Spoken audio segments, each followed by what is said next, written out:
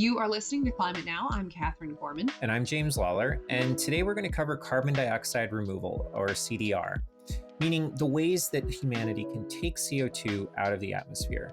More specifically, the cost of these processes, the technologies that exist today and that are being developed, and the challenges of implementing them, and more. Our guest today is one of the foremost experts on carbon dioxide removal, Dr. Roger Aines. Dr. Aines, thank you so much for joining us today. You're welcome. Thank you for having me. You lead the carbon initiative at the Lawrence Livermore National Laboratory. Tell us about how you got where you are and what's been your academic journey. How did you first get interested in the science of climate change? Well, I got interested in geology because I took a geology course in college when I was intending to go to medical school. And I took a geology course, and I took another geology course and another geology course. And I fell in love with the fact that when I look out in the world today, I see a story. I don't just see rocks and hills. I see what made them. And it's fascinating. And I love that connection. So I pursued geology. I went to work at Lawrence Livermore National Lab, which has a pretty big geology group.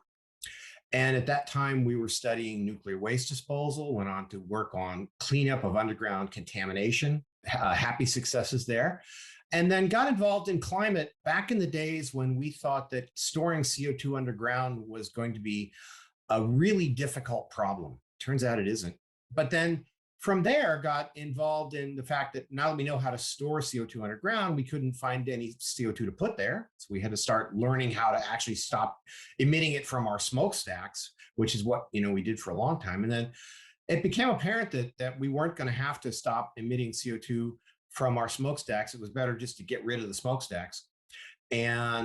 But that we were too late, that there was still going to be too much carbon in the air. So we got involved in this question of how do we actually clean up the atmosphere? And as the child of a geologist, I especially appreciate the idea that you can look around and see the story that the environment is telling you, that the rocks are telling you. So tell me more about this idea of taking out the carbon dioxide that we've already put into the atmosphere. What are the fundamental technologies that we're talking about here? And how do we take back what we've already done? Well, let's start by talking about why we'd want to do that.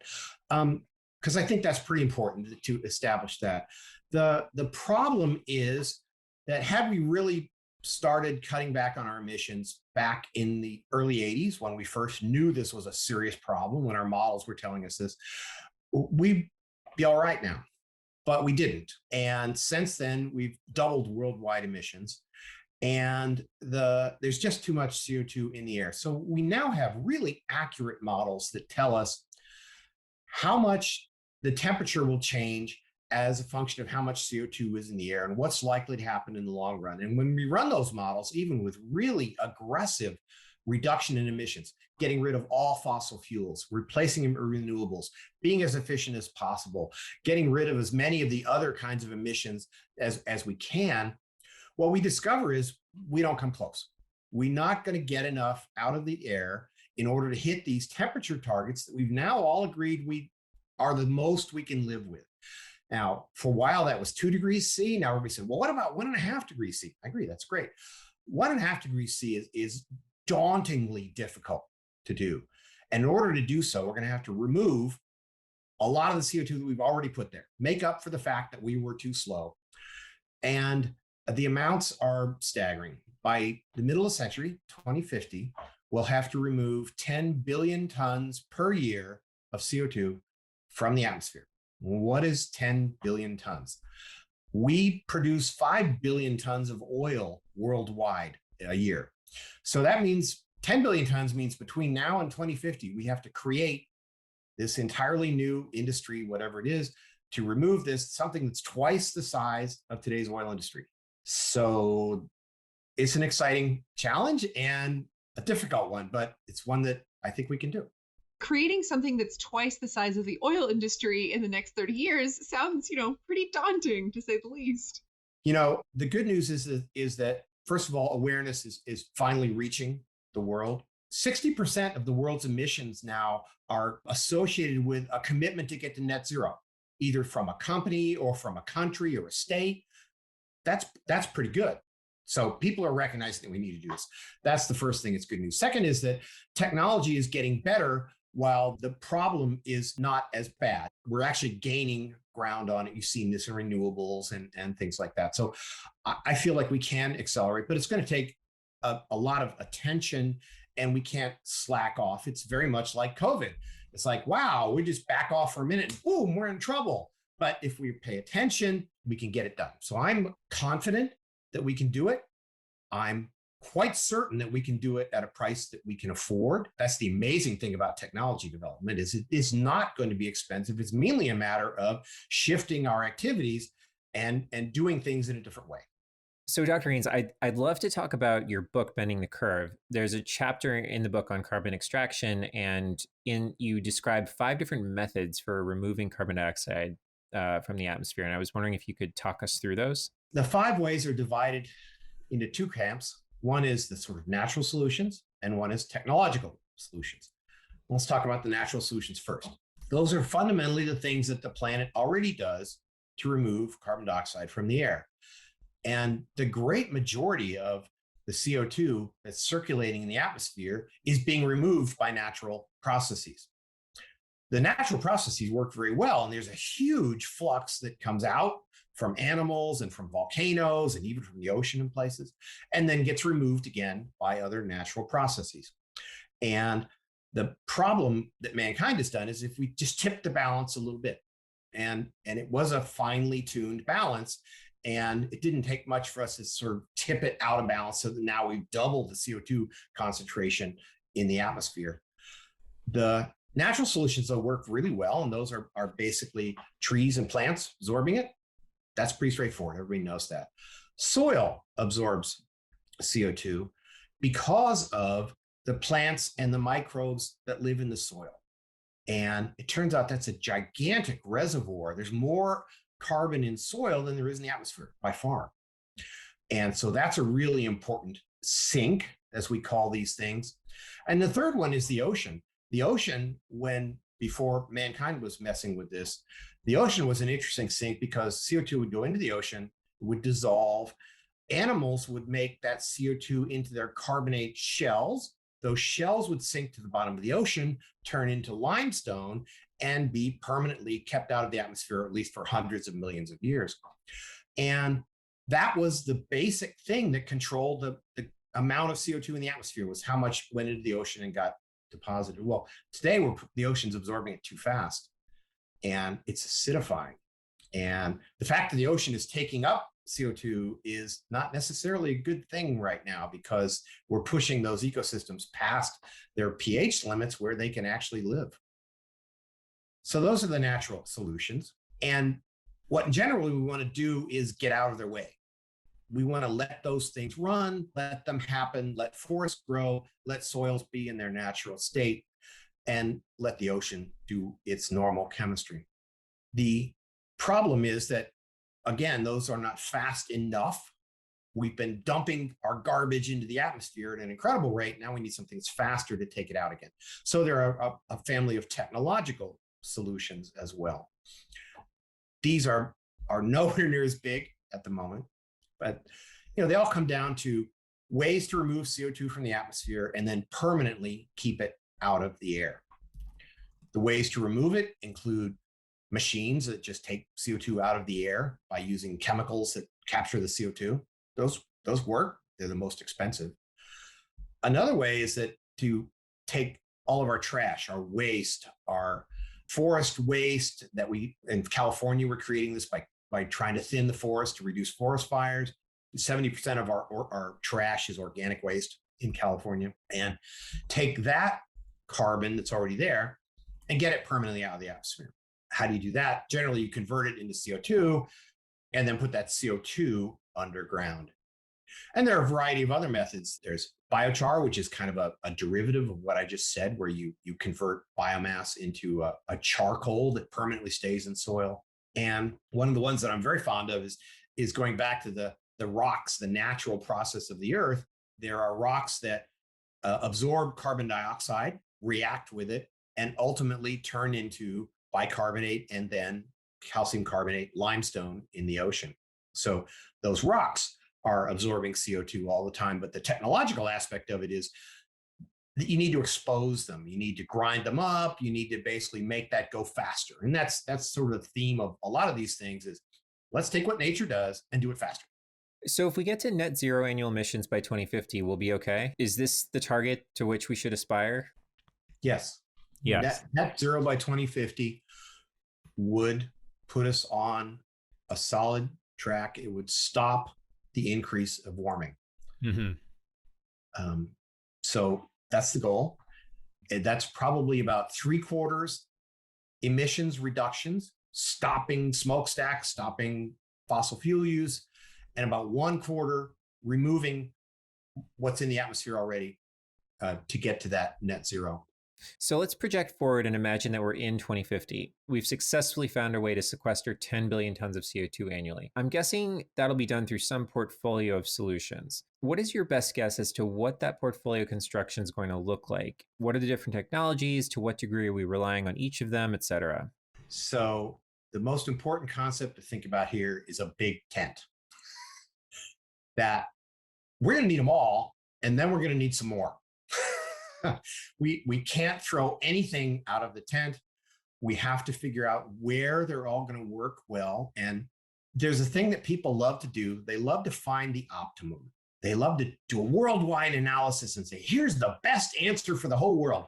Well, unfortunately, there's no one who's actually telling the whole world what to do. We have to have, individuals or regions or states or companies who do these things. And so they're all going to have different choices. They're going to find different things work for them in their local environment or that they just like because it's the way, I want to grow forests because I like forests. Well, good, then you should. Or the people who engage with the oceans are like, the ocean is bearing the brunt of this. The ocean should be part of the solution, things like that. So all these are going to be important. We're never going to have enough because remember, we've already put too much in the atmosphere. And the more we can take out, the faster we make it up. So it's not like we stop at 10. If we can get 10, we want 11, then we want 12. And we need 20 by the end of the century. We need it all. And then we need some more. And in a world of finite resources, such as capital, places to allocate that capital, where do you actually invest? I mean, ideally, there are business models that could support and encourage capital deployment towards these CDR strategies. But where are we on that front? And how should people think about the investment opportunities in this space right now? First of all, a statement about who's going to pay for this. This is fundamentally taking out the trash. Now, I don't know where all you live, but here in Livermore, we don't throw our trash in the street. We pay someone to take it away and put it away carefully, permanently, where it doesn't hurt things. We're going to have to do the same thing with CO2.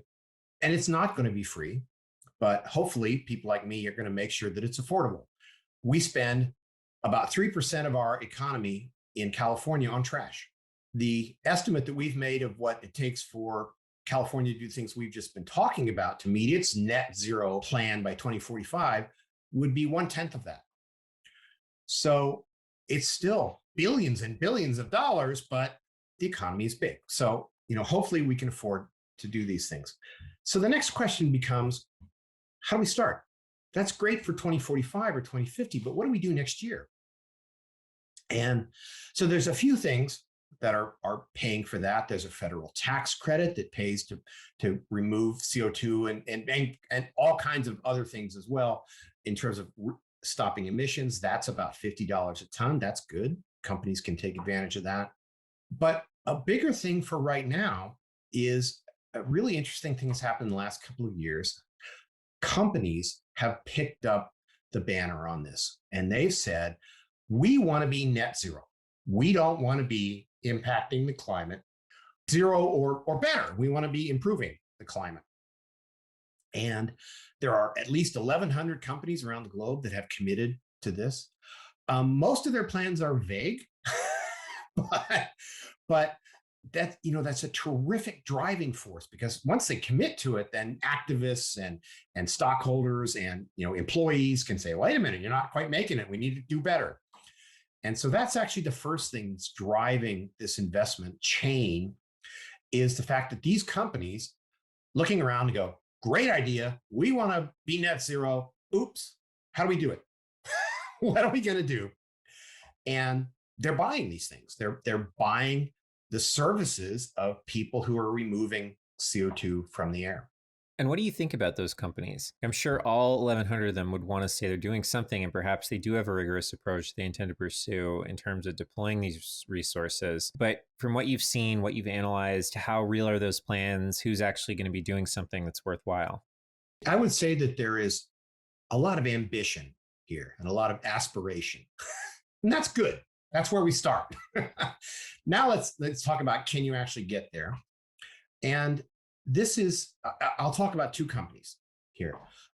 One is Microsoft and one is Shell, both of whom I think are seriously trying to get to zero, who take this problem very seriously, but have very different products, and have different reactions. Microsoft is an interesting one. Microsoft is by far the most proactive, honest, and thoughtful company in the world on this topic. And it's just who they personally decided to be. And for them, their emissions are relatively small. You're probably running a service on a Microsoft data server right now that is sucking up an enormous amount of electric power. They have contracted to buy only renewable power to run those data centers. So they've removed that as one of their emission sources. And it turns out that was the biggest direct emission source that the company had. But interestingly enough, when they count up their emissions, a company that's doing this appropriately counts the products that they sell as well. Now, in the case of Shell, they sell gasoline. It's pretty obvious what the emission is. But in the case of Microsoft, what they're selling is your software or your operating system on your computer that you use at home and you use electricity on. So they actually emit 10 times as much carbon from you using their product as they do in making the product. And it's about 11 million tons of carbon a year. But they've committed to canceling that out, to zeroing that out. Now, it's an interesting one because they can't go into your home, James, and say, you should buy electricity from this person. So what they're doing to cancel those out is finding people who will remove carbon from the atmosphere for them that they can pay to do that. And they're working through what are all those sources, which ones are real, which ones are additional, which ones wouldn't have happened unless Microsoft gave them money to do it. That's important. You can't count something that would have happened already. And I'm quite confident that they're going to get to net zero. And they're trying to not only do this for their own company, but for their customers as an example for their industry. And they're being quite public about it, which is one of the reasons that I have all these details to talk about them, because they're being quite public about it. So that's an interesting one, in that negative emissions is really a central part of what they do, because they can't control what their customers do with their product. And, they could stop selling their product, right? That's always an option, but then we wouldn't be having this conversation. On the other side is the oil companies, and I'll talk about Shell, because I think Shell is really serious about getting to zero. For them, it's let's have products that emit less carbon dioxide, but they're like, oh, but those are the products we sell. And so, for them, they would like to offset those emissions by negative emissions. Now, the challenge is that for Microsoft, their 11 million tons is really hard to find today. They can't find 11 million tons of negative emissions yet to buy. They're not there at any price, can't buy them. Shell needs 500 million tons. Now, they've run the numbers, and they would, if they planted new trees and let those trees grow up to full size, they would need something, I'm paraphrasing, something on the order of the size of Brazil. And so, they're also looking at some of these other more as is Microsoft, looking at more of these technological options that maybe can be done faster or more condensed way. But obviously, for a company like them, the principal thing that will reduce their emissions is to just change their products. Can they stop selling gasoline, convert to electric vehicles? Can they reduce the carbon intensity of the products they do sell? One thing that companies are looking at, the French oil major Total is looking at making more of their products out of carbon dioxide instead of out of oil. Like, okay, you guys are probably sitting on a carpet right now that's made out of oil. Doesn't need to be. Why can't you make it out of carbon dioxide? So, that's a thing that's happening in there. So that's this range of thought process that's going on from companies that I think are going to make it. They're going to drive thought. They're going to create these new businesses. They're going to make it possible for these new businesses to be profitable. And then that will eventually filter through into large corporations, states, nations. It will happen, but it's going to start with the smaller scale. And when we're talking about getting to those huge numbers, creating that forest the size of Brazil, what technologies are we seeing in use today around CDR? I mean, I assume that the natural ones are already in play and that it's the technological ones that we're trying to develop and scale as fast as possible. Yes? Well, the biggest one that's in play today is forests. And around the United States, particularly if you go to the Eastern United States, Maine is my favorite. Go to Maine and recognize that everything you see was farmland 150 years ago. And darn near everything is forest today.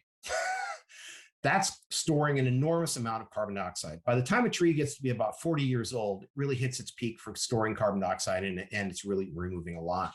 So that's in place. In any place that deforested and is allowing the forest to grow back, that's a big contributor. In the United States, it's a couple of 100 million tons a year. It's a big deal. A second one is soils. It turns out the way we farm, every time you plow up a soil, it emits carbon dioxide. You're basically burning it out of the soil. And that didn't happen naturally. The soil just sat there and accumulated carbon. And so trying to get back to those practices is a really good way to remove carbon. And things like cover crops are a really good thing. Don't let the soil go barren in the winter. Cover it with another plant that puts carbon into the soil, and then plow that plant in before you plant your next thing. So those are the two biggest ones that are actually happening today and that people are getting compensated for. The technological ones, the flashiest by far is direct air capture. There's a couple of companies that are actively, demonstrating that this works. There's a company called Climeworks in Switzerland that you can go buy credits for. You can sign up to have some CO2 removed from the atmosphere every month for you. But that's still by far the most expensive of the methods. So it's not large scale yet. But I think the technological options are just really starting to catch on now, because remember, I said that these corporations that are ultimately going to be the big source of funding in the near term really only got into this a year or two ago. So it's a cycle that's happening now. It's pretty exciting, but it's just starting. It seems like we have two big limiters that you've touched on. The first is supply. As of today, Microsoft can't find enough credits to sequester more than 11 million tons of CO2, and that's just one company. If you take into account the oil industry and all these other major polluters, the supply of carbon credits is simply minuscule. It's not going to cover all of our emissions. And then you have the other factor you mentioned, which is cost. I think that to sequester a ton of CO2 via direct air capture today is on the order of maybe $600 per ton. $600 if you want to buy it today. $600 per ton CO2, very expensive. And if you're trying to buy 11 million or so of those, that's huge. So how do we get from this scenario to one that's actually going to be successful in removing 10 billion tons a year? The first thing is to remember that we're already paying for this with damage. It's not like we're comparing this to that the world would be fine if we didn't do it. It won't. We have to do it. Second thing to recognize is that $100 a ton, that's where you hit that number that I quoted for California of 0.3% of the gross domestic product. That's a reasonable number. So we can afford these things. Companies can afford these things. And the biggest thing that has held up the companies from acting is the availability of these things. They're willing to buy these things and they'd like to buy them for 20, but they're going to come around to the idea that they're really 100. By the way, that's the number. It's really going to cost $100 a ton to do this. Many of the forest offsets today are cheap. They're $10 a ton. And that's basically somebody saying, I will not log my forest if you pay me. Okay, that's good. That forest continues to remove CO2 from the atmosphere, but that's a kind of a limited option. That's not all that extensible. As more of these things come online, I think that we're going to find that the expense is not that large. If you were in medieval Europe and thought about the amount that we pay, on having trash dumps here in the United States, you'd be appalled by it. But the economy's growing. We're doing this. I don't think it's going to be a problem. I think we're going to be able to afford to have the planet that we want to live on. Now, in terms of the cost of direct air capture technology, what do you think it's going to take to get us to that $100 per ton of CO2 mark in a way that's, reasonable and accessible to people? Well, I think part of it is that people are going to have to realize that that's the price. Many of the credits that are for sale today are, I hesitate to say this, but I have to, they're not real. They're either not additional. In other words, it would have happened anyway. So you really shouldn't be counting the money you paid for it. That's a big thing in the forest. People will have stand a forest and they'll say, I'll protect my forest if you pay me. Well, they weren't intending to do anything to the forest.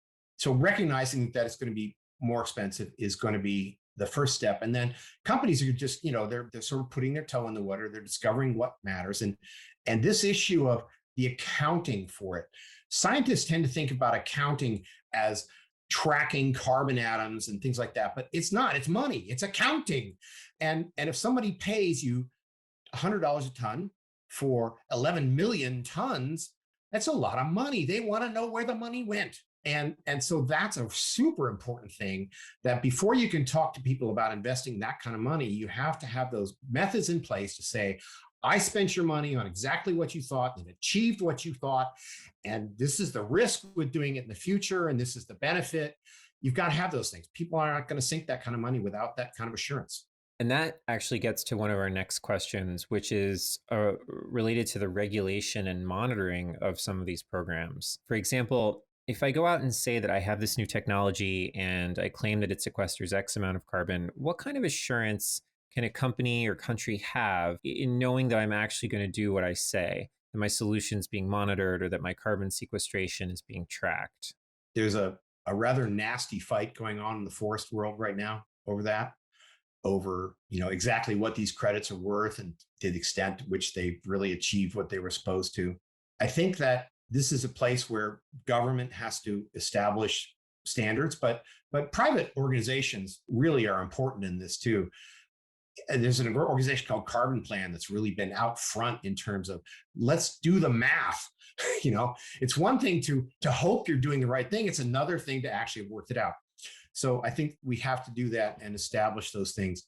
Many of the people who are interested in direct air capture are interested in it because it's relatively simple. It's like, here's some air. We took CO2 out of the air. We put it in a bucket. We took that bucket and we put it permanently underground. And that's an easy thing to track. You say, oh, I know exactly what happened. But if you're doing a tree or worse, if you're doing soil's a hard one. What if somebody plows it up 2 years from now? Or, what if there's a drought? So working out all those things, I think, is going to be super important. The Biden administration is very attentive to this. And I think that they're going to be out in front on coming up with those standards. But I think that's some of the early science that has to be done, is to establish those standards and then create the companies that actually do those jobs. You don't go into a bank and check that your money is there. You have an accounting firm that goes into the bank and checks that your money is there, and you pay the accounting firm. You need the same thing here. I really appreciate what you said there, because I think it really clarifies the huge impact of greenwashing and over-exaggeration in this conversation. And it's really detrimental. What do you think we need to do to combat that? And how do we actually get to a place where we're all speaking the same language and it's a realistic conversation that we're having? I think until the government gets around to things like, those appliance stickers you have on your washing machine that tell you how much energy it uses, pretty good, pretty authoritative. You're pretty confident on that one, right? Until we get to that, I think it's going to be these non-governmental organizations that supply those things to begin with. And I think that'll be really useful. I don't think that there's ever going to be a time that individual buyers, understand, or even to a certain extent, a company like Microsoft knows exactly what's going to be. So we're going to have to establish these intermediate companies that do this. But this is what we call a commodity market. When you buy a grain to go into your cereal, or when you buy natural gas to heat your home with, you don't contract with a farmer or a gas well in Texas. You work through somebody who you trust to provide the product that you're buying. And it just takes a while to set those things up. And this is where activism is really important. Calling bullshit on people is going to be really valuable here. All these 1,100 companies who've said they're going to be net zero, the activists who go into their stock meetings and say, you haven't done it, you haven't met your standard, that's going to be super important. And then the consumers who say, well, I'm not going to buy that product because it doesn't meet my expectation of climate goals. One thing you said, which I think is super interesting, is that this is a commodity market or should be a commodity market down the road. I'd love to explore that idea a little bit. So, in a commodity market, pricing is transparent. You can go into the marketplace and you can see what the bid is, what the ask is. You can trade these things. They're liquid. There's supply. There's demand. No, there's no question over. There's rarely question over the sort of integrity of the product. So, what is preventing us today from having a viable market for negative emissions and going into a marketplace and saying, I want an option on X number of negative emissions in 3 months, I'll go and purchase that contract? What do we need to do to get from where we are today to a true commodity market for negative emissions? Confidence in the systems. And this is something that we've seen evolve in California. We're now on our third generation of climate regulation in California. We first started off by saying you can't sell electricity unless it meets a certain carbon emission standard. That was a pretty good rule. That worked really well. Then we got into cap and trade. We started saying if you're going to emit, then you have to purchase the right to emit. You have to purchase from somebody who reduced their emissions, except we're going to put a whole bunch of licenses out there that, to keep industry rolling. And that's kind of a mess. Nobody trusts it. The big fight about forests and offset is basically around the California cap and trade system right now. Is it paying for things that aren't real? So a company buys a credit that's not real, and then they emit CO2. So you're essentially paying them to emit CO2. Oops. But the good news is California works and works and works. The California Air Board really pays attention to these things. And there's a whole building full of them up in Sacramento that think about this. And the third generation is this thing called the low carbon fuel standard. And that basically says that you can't sell motor fuel in California unless it has a certain capped carbon intensity. And what that means is how much CO2 is emitted by using that fuel it's in terms of energy, but think of it in terms of driving a mile or something, how much CO2 that emits. And every year that number goes down. And so you have to get better and better. And the great thing about this is that in order to calculate those numbers, they put a system in place where there's a model that was developed by Argonne National Laboratory that calculates all these things. And then there's rules for how you apply for it. You get your fuel pathway approved by the Air Board, and you can't sell it unless it's approved. And then if you do better, then this is where the commodity market comes in. Is you do better than that standard, you generate credits that you can sell. And those credits are selling for $200 a ton today. Remember I said 100 was the right number? Guess what? People are making money doing this, making money, cleaning up the atmosphere. So that's pretty exciting, but it really tells us what it's going to take to get to this point. You can't just imagine that tomorrow you're going to have a market that works. It took years and years and years to set this up, and it's still argued about all the time, but that's the kind of complexity that it's going to take to do this. I'm wondering about the intermediate steps to making this market. Let's say I'm a company and I want to offset my emissions. What's my first step? Well, the first thing is hire some people who know what they're doing, which these companies are all doing today. That's a great new field. And let me tell you, if you're a science graduate who's thinking about a job, getting into working with companies to figure this out is going to be a good and important job to do. So please think about that. The second thing, though, is to start putting your toe in the water. What many of these companies are doing is buying credits just for practice, just to understand how it works and what they're getting when they buy it. And a really good example is Stripe, which is the credit card transaction company. They just said, we're just going to put $1 million in this. We're not going to say how much we're going to get. We're going to get as much as we can for that $1 million, but we're going to buy state-of-the-art stuff and try to encourage the market. But also they become very knowledgeable about what's real, how it works, who they can build a relationship with, who they might want to invest in. So, I think it's this continuous learning process that is going to have to happen. There are companies forming that are trying to get this commodity approach up and running. And I think, working with those companies is a really good way because they've got a portfolio of experts together. But I think that's kind of how you have to do it. As you would with any big investment, you just got to get knowledgeable. So one thing we haven't touched on yet is the role of policy. What are your thoughts? How might a new policy force, or even just encourage the development of a negative emissions carbon market? This individual drive by corporations is going to help replace that.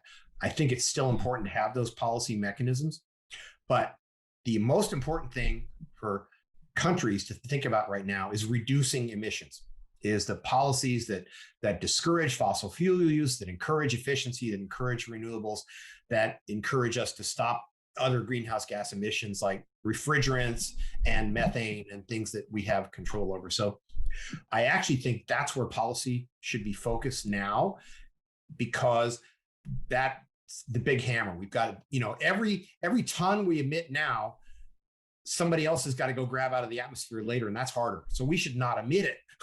I think that right now, helping develop these technologies, the incentive part of it is going to be really important right now, so that they're available, so that the companies can make money. Maybe purchasing some of these credits, that can be useful.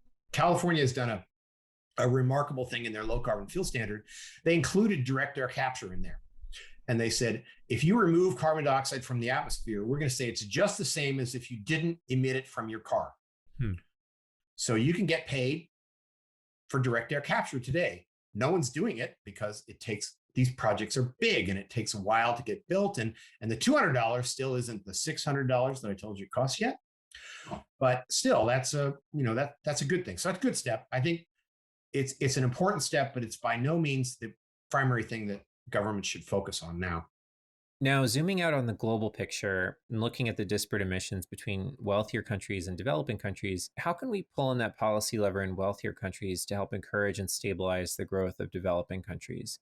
Or is it just that we need to encourage these sorts of reduction policies across the board and do our best to encourage our neighbors as well? Well, I think the very first thing that the rich part of the world can do is to make sure that we develop the technologies that help the less developed parts of the world do the things they want to do without pollution. And let's face it, we're the ones who have the money to do that development. We should do that. The second thing is we need to recognize that there are parts of the world that don't live like we do. And to tell them you can't have the things we have that's climate colonialism. That's not okay. So we need to first of all, make it possible for them to do that and be tolerant of the fact that some emissions in the course of doing that are nothing like the billions and billions of tons that we've emitted over the years. And we have an obligation to clean that up before we start complaining about them. Thank you, Dr. Aines. And before we wrap up, is there anything that we haven't touched on that you think we should? I think a thing I want to encourage everybody to think about is that you all have ways to take action. There are things that you can do. You can encourage companies to step up. You can reduce your own carbon footprint. But let's face it, it's mostly about taking action on a global scale. And so encouraging companies to do the right thing, I think is going to be one of the most powerful things that individuals can do.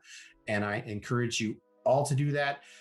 And please don't set one climate technology against another. We need them all. It's hard sometimes to say, well, there's only a certain amount of money and I need to pick this one instead of that one. But what we need to do is keep talking to policymakers and make sure that they support all of these things because we need them all. Dr. Aines, thank you so much for your time today. I really appreciate it.